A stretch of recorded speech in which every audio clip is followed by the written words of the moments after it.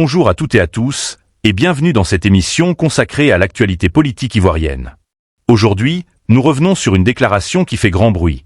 Henriette Lagou, figure de la scène politique, prend la parole pour clarifier sa position vis-à-vis du RHDP. Que disait-elle avant? Que affirme-t-elle aujourd'hui? À travers cette interview, nous allons décrypter ses propos, analyser leurs implications et comprendre ce que cela révèle du paysage politique en Côte d'Ivoire. Restez avec nous. Je ne suis pas RHDP. Mon parti n'est pas inscrit et mon groupement non plus dans le RHDP. Aujourd'hui, nous déposons nos valises au RHDP parce que nous avons compris que la Côte d'Ivoire a besoin de tous ses enfants.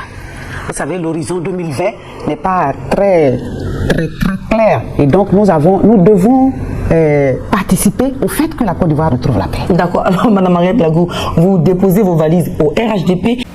Je suis présidente du RPCP, coordonnatrice du GPP, un groupement politique qui me porte aujourd'hui candidate au présidentiel d'octobre 2025.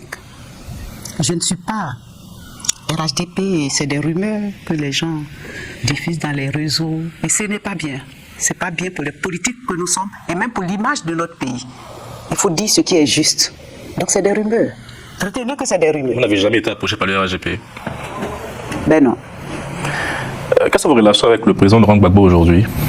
Mais le président Laurent Gbagbo était président quand j'étais ministre. Justement, c'était mon président. C'est ça que je demande. Mais nous avons des relations d'anciens collaborateurs, c'est clair. Mais le président Gbagbo est président d'un parti politique et moi je suis présidente du RPCP et coordonnatrice du GPP. Vous aurez pu, par votre... Je rappelle que vous avez fondé à l'époque le mouvement 2 millions de filles pour Gbagbo. Est-ce qu'il y a une rupture entre vous deux aujourd'hui? Non, il n'y a pas de rupture. Le président Gbagbo est président de son parti, oui, qui est un parti socialiste. Je suis présidente de mon parti. Mon parti, c'est un parti centriste. Donc, pour l'heure, il y a pas... sur le plan politique, chacun gère son parti. Si demain vous arrivez en responsabilité, quelle sera votre première décision? C'est d'apaiser la Côte d'Ivoire. On en a besoin. Chaque personne qui vit en Côte d'Ivoire devrait se sentir en sécurité, devrait se sentir apaisée. Vous savez qu'avec les crises qu'il y a eu et avec les tensions qu'il y a eu, il y a la peur. Les Ivoiriens ont peur du lendemain. Et moi, au pouvoir, je vais en faire en sorte que la paix revienne en Côte d'Ivoire et de façon définitive et de façon durable. Vous avez déjà préparé votre projet de société? Oui, il est en cours de préparation. On ne peut pas dire qu'on va aux élections présidentielles sans préparer un projet de société. Vous avez dit tout à l'heure que j'ai été candidate en 2015. Donc j'avais un projet de société. Évolué. Oui, ça a évolué, j'ai fait des adaptations. Donc disons, j'ai profilé mon projet de société et il est prêt pour les Ivoiriens. Vous êtes une chaîne panafricaine qui s'adresse à toute l'Afrique et surtout à la diaspora française. Comment voyez-vous la place de la Côte d'Ivoire dans le monde aujourd'hui? Comment envisagez-vous les relations entre la France et la Côte d'Ivoire? Les relations entre la France et la Côte d'Ivoire, c'est des relations historiques. Comme vous le dites, le monde change. C'est mouvant. Donc il faut changer au fur et à mesure que le monde change. Nous sommes dans les autoroutes de la mondialisation et de la globalisation. Donc il y a des choses historiques que nos anciens avaient fait. Et ces relations-là, il faut au fur et à mesure les adapter aux donnes. Voilà. Je reviens sur votre candidature féminine, ce qui me permet d'aborder un point principal, je pense, chez les jeunes filles en Côte d'Ivoire, c'est la question des grossesses en milieu scolaire. Est-ce que vous avez travaillé sur ce sujet? Est-ce que ça sera vraiment l'une des priorités de votre quinquennat si demain vous êtes appelé à diriger la Côte d'Ivoire? Vous savez, j'ai été ministre de la Famille, de la Femme et de l'Enfant.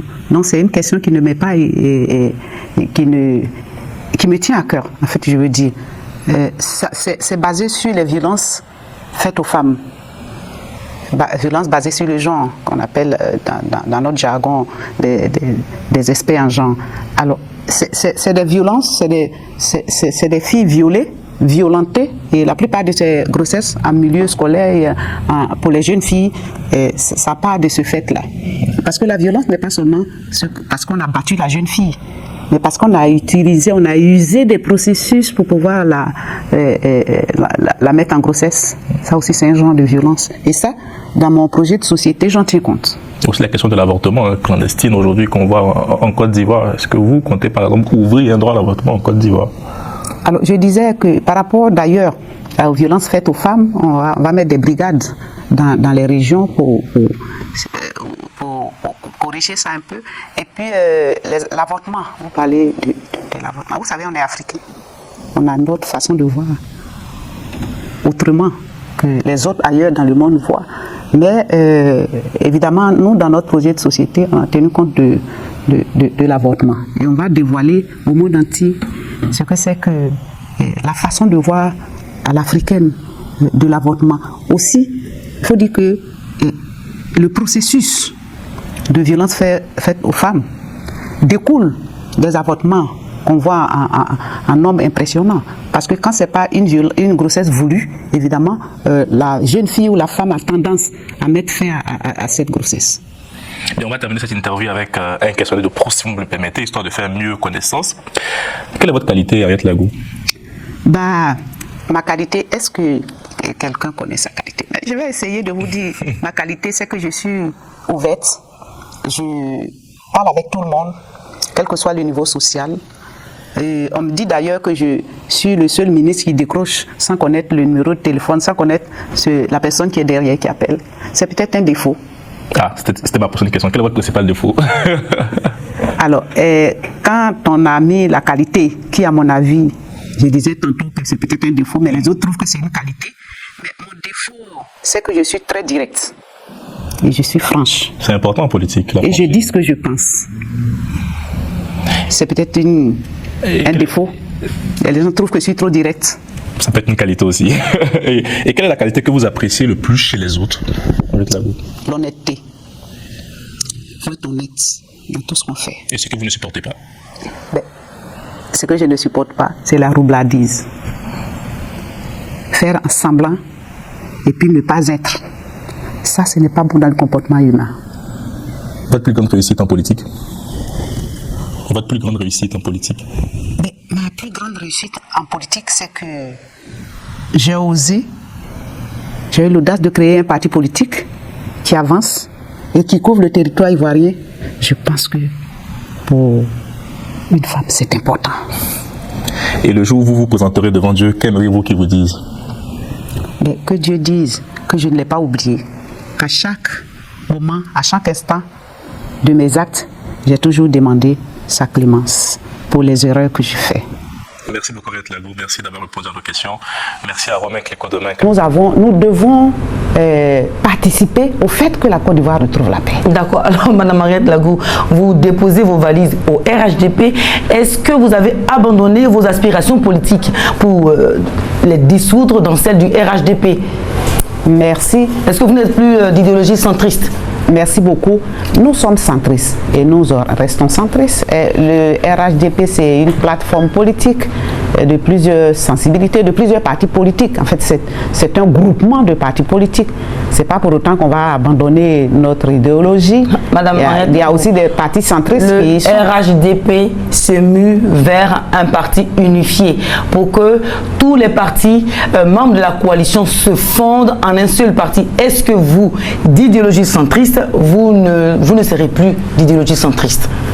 Merci beaucoup. Nous venons de déposer nos valises. Et c'est des débats d'aller vers un parti unifié. Oui, madame, répondez à la question. Vous me laissez faire mon développement. Mais en fait, vous pouvez me laisser faire mon développement. Je vous indique que le RHDP est un groupement de partis politiques qui, à des moments donnés, c'est un dynamisme qui est en train de s'installer pour aller vers un parti unifié. C'est tout à fait normal. Ça ne peut pas stagner. Et nous déposons nos valises. Nous aurons le temps, au cours des réunions, de dire ce que nous pensons et d'avancer dans les négociations. C'est toute une négociation. D'accord. Alors, donc, comme c'est toute une négociation, Madame Henriette Lagou, vous avez beaucoup négocié. Alors, vous êtes sortie du PDCI pour fonder 2 millions de filles pour Gbagbo en 2004, quand vous étiez ministre dans le régime Laurent Gbagbo, bien évidemment. Ensuite, vous fondez votre parti politique après les événements de la crise post-électorale. Alors, vous intégrez le RHDP. En moins d'une décennie, on note beaucoup de mutations, mais surtout plus d'instabilité dans votre évolution politique. Madame Henriette Lagou. Vous avez dit un mot, je ne parlerai pas d'instabilité, je parlerai de dynamisme, de pragmatisme et de réalisme. Et il faut corriger quelque chose. J'ai été radié du PDCI parce qu'il y a des choses qui ne plaisaient sûrement pas à des personnes. Mais bon, ça, c'est des choses passées. Et je dis que je reconnaissais une femme battante sûrement, une femme qui court pour son pays, une femme qui court pour le bonheur de son peuple, une femme qui court pour la stabilité de la Côte d'Ivoire. La politique n'est pas faite pour stagner. Ça doit être dynamique, voyez-vous. Madame Mariette Lagou, les observateurs de la vie politique ivoirienne disent que vous ne courez pas pour rien. Vous courez, vous venez de le dire, pour la stabilité de la Côte d'Ivoire, pour le bonheur des Ivoiriens. Mais ma foi, vous ne courez pas pour rien. Pourquoi ce revirement politique? Qu'est-ce que vous recherchez au juste? Mais je ne cours pas pour rien. Je cours pour le bonheur des peuples. Et en même temps, on court, quand on court, c'est pour soi-même être à des endroits où on peut défendre les intérêts du peuple. Alors, si on est assis, qu'on dort, évidemment, quand on ne court pas, on n'a rien. Voilà.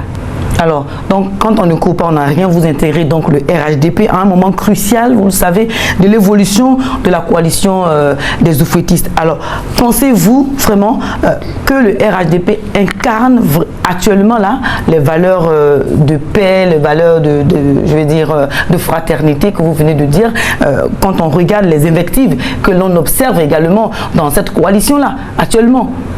Est-ce que le RHDP incarne véritablement la paix que vous recherchez, la stabilité? Ben, nous sommes en train de parler ici à la télé, on n'entend pas de coups de canon. Il y a une relative paisibilité. On ne peut pas dire qu'aujourd'hui, la gouvernance actuelle n'incarne pas la stabilité, puisqu'on n'est pas en train de se tirer les canons dessus. C'est vrai, il y a des problèmes qui sont posés, que nous allons défendre au cours de nos réunions, mais je pense que c'est à des moments comme ça cruciaux, des partis politiques, des groupements politiques, des pays, qu'il faut être dynamique et qu'il faut intégrer des endroits où l'on peut s'exprimer, où l'on peut sauver l'intérêt du peuple. D'accord, donc sauver l'intérêt du peuple. Vous êtes entrée donc officiellement dans le RHDP, et cette entrée a été saluée par les partis de la coalition. Alors que pensez-vous apporter à l'Alliance des oufouettistes? Merci, on ne peut pas peut-être prétendre donner plus que ce que les déventions ont donné, mais nous allons dire notre part de vérité dans cette alliance, nous allons prendre notre part de travail que nous devons faire dans cette alliance, et je pense que ça va booster un peu à ce que la Côte d'Ivoire avance, ça va faire de telle sorte que, il faut, vous savez, à des moments en politique, il faut, dans notre pays, là, il faut une touche féminine pour pouvoir avancer les choses, pendant que les hommes sortent les coups de poing, et qu'on devrait sûrement peut-être entendre des coups de canon, il faut une touche féminine pour pouvoir peser les choses. Oui, Madame Mariette Lagou, mais en politique, je ne sais pas si la touche féminine ne peut apporter grand-chose, parce que vous êtes une candidate malheureuse à la présidentielle de 2015. Madame, vous n'avez pas de député au Parlement, on ne connaît pas vraiment le poids politique du RPCP que vous dirigez depuis. Alors, qu'est-ce que vous allez apporter au RHDP dans ces conditions-là? Merci, notre parti est jeune. Et vous savez, on dit toujours que les vieux ont la sagesse et les jeunes savent courir. Donc les deux ensemble, nous pourrons faire beaucoup de grandes choses. Alors, c'est vrai, j'ai été candidate et il faut savoir être bon perdant. J'ai perdu, certains hommes aussi ont perdu et on a été des candidats malheureux. Vous savez, dans une compétition, il y a toujours un gagnant. Oui. Et donc, il faut savoir être bon perdant et puis continuer de faire le combat, continuer de convaincre le peuple avant de gagner. Qu'est-ce que vous allez apporter concrètement au RHDP? Qu'est-ce que vous apportez?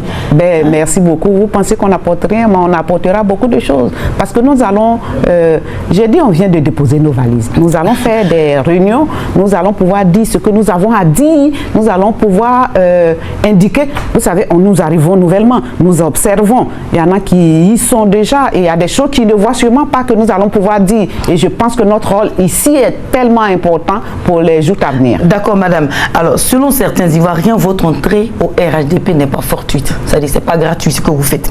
Alors, est-ce que le remaniement ministériel imminent y est pour quelque chose? Dans le fonctionnement de la vie, vous savez que rien n'est gratuit. Dans tous les cas, tous les niveaux, rien n'est gratuit. Non, je ne l'avoue pas. Mais ce que je veux vous dire, c'est que quand tu y vas, c'est pour que tu apportes ta valeur. Et si cette valeur est reconnue, à n'importe quelle position, il faut pouvoir aider. Alors, on n'y va pas pour avoir une fixation sur un poste ministériel. Madame, j'ai déjà été ministre par 2 fois. Vous pensez que ça peut m'attirer à quelque chose? Oui, madame, je vais reposer la question autrement. Vous pouvez me laisser développer ce que je les yeux doux à Alassane Ouattara. Merci beaucoup. Si j'ai des yeux doux à faire, je les fais ailleurs, pas parce que je veux être dans un gouvernement ou pas parce que je veux être ministre. Je vous ai dit que j'ai été déjà ministre. Je suis en train de penser plus fortement à la Côte d'Ivoire et au monde parce que ce n'est pas... vous savez, la politique, c'est comme un jeu de chèques, un jeu de damier. On pousse les pions, on les déplace et pour pouvoir, en fin de compte, avoir le bonheur du peuple. Vous savez, après une telle guerre, après une telle situation en Côte d'Ivoire, les gens ne se portent pas bien. Alors donc, c'est pas pour un poste de ministre, ce serait trop facile. Alors, madame, en fait, ce sont les commentaires des Ivoiriens que nous avons recueillis sur la toile. Merci. Alors, dans ce cas-là, les Ivoiriens se posent la question de savoir pourquoi le choix du RHDP et non celui du PDCI. Alors, votre famille politique d'origine, pourquoi vous n'êtes pas revenu au PDCI, vous êtes au RHDP? Ce serait très facile pour moi d'aller au PDCI. J'ai dit, je reviens à la maison et puis tranquillement, la famille m'accueille. Mais ce n'est pas de ça qu'il est question. Il est question que le parti politique que je dirige participe au débat au niveau national, dans une position donnée pour pouvoir s'exprimer et aider la Côte d'Ivoire à une stabilité et à une paix durable. D'accord. Alors, madame, on va y revenir tout de suite. À l'instant là, maintenant, c'est la